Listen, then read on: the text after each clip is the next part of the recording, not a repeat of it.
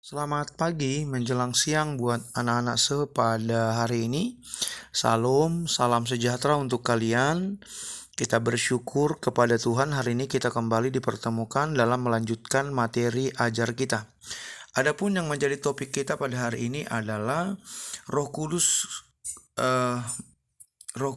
menghibur dan menguatkan.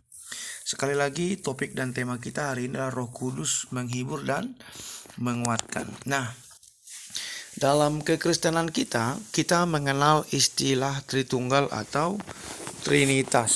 Ya, kita mungkin pernah mendengar, kalian mungkin mendengar itu ya, Tritunggal atau Trinitas. Adapun bagian dari Tritunggal itu adalah Allah Bapa, Allah Anak, dan Allah Roh Kudus. Jadi 3 dalam 1. Nah, perlu saya jelaskan, bukan berarti Allahnya orang Kristen itu ada 3 ya. Tritunggal itu adalah berbicara tentang Allah Bapa, Anak, dan Roh Kudus dalam satu kesatuan. Roh Kudus atau Roh Penolong. Nah, kekristenan mengenal istilah Tritunggal, yakni Allah Bapa, Anak, dan Roh Kudus, dan itu merupakan rumusan dari bapak-bapak gereja untuk menunjukkan peran Bapa, peran Anak, dan Roh Kudus. Saat Yesus akan naik ke surga dari Bukit Zaitun, ia berpesan kepada murid-murid supaya mereka jangan pergi kemana-mana. Mereka tetap di Yerusalem untuk menantikan janji Bapa, di mana ketika nanti Yesus naik ke surga, maka Allah Bapa mengirimkan Roh Penolong atau Roh Kudus, ya, Roh Penghibur. Roh Kudus adalah pribadi ketiga dari Tritunggal atau Trinitas. Menghibur dan menguatkan adalah salah satu tugas dari Roh Kudus. Tugas dari Roh Kudus adalah menghibur orang yang sedang lemah, orang yang sedang bimbang, dan merupakan Roh Penolong atau Roh Kudus yang di zaman anugerah disebutkan. Tugasnya menghibur, ya, menghibur yang susah, yang sedang lemah, berduka, menguatkan yang lemah, menyadarkan seseorang untuk berbalik ke jalan Tuhan atau bertobat, ya, menyembuhkan yang sakit, menolong umat Tuhan, ya. Roh Kudus menguatkan gereja dan umat. Kita bisa lihat pada waktu Pentakosta, pencurahan Roh Kudus, bagaimana kegerakan terjadi dalam pelipat gandaan orang percaya. Roh Kudus juga menguatkan gereja Tuhan dalam pelayanan di dunia.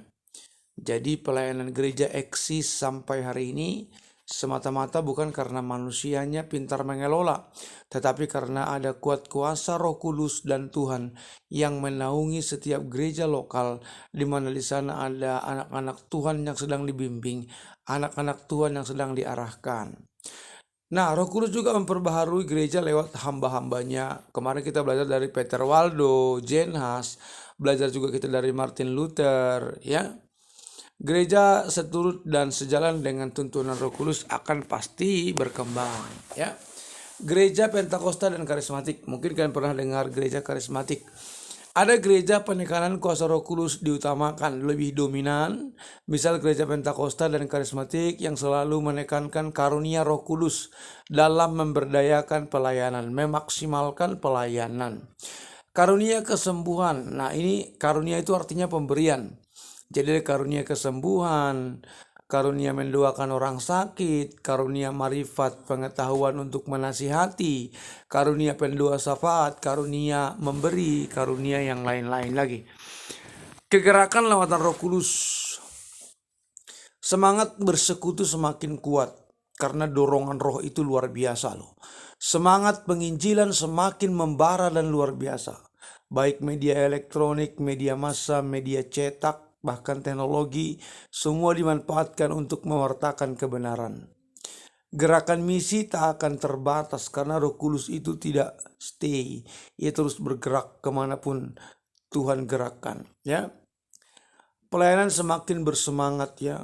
Pelayanan sekarang ini semakin bersemangat. Gereja-gereja dibuka, pelayanan dibuka. Orang muda sudah mulai berkontribusi dalam pelayanan. Nah, buah lawatan Roh Kudus itu pelayanan penjangkauan semakin hebat, Banyak orang bertobat dan menyerahkan hidup kepada Tuhan. Kegerakan penginjilan terjadi di dunia. Lalu kebaktian kebangunan rohani terjadi di belahan dunia. Kesaksian-kesaksian yang hidup mulai menjangkau jiwa yang lain. Hati-hati dengan pengajaran palsu yang mengatasnamakan Roh Kudus. Dari buahnya lah kamu tahu apakah itu palsu atau asli. Di akhir zaman akan banyak muncul guru palsu, ajaran palsu, antikristus. Ya, tidak semua berbicara ayat Alkitab adalah murni dan benar, sebab penyesat juga memakai ayat Alkitab. Kesimpulan materi ini saya sampaikan kesimpulannya, Roh Kudus diutus Bapa untuk menolong umatnya. Roh Kudus memberdayakan pelayanan agar anak-anak Tuhan tidak lupakan apa yang sudah diperbuat Yesus selama di dunia. Roh Kudus akan bergerak dinamik untuk melawat, untuk menjangkau dan memenangkan jiwa guna hormat kemuliaan nama Tuhan. Itu saja penjelasan materi singkat hari ini.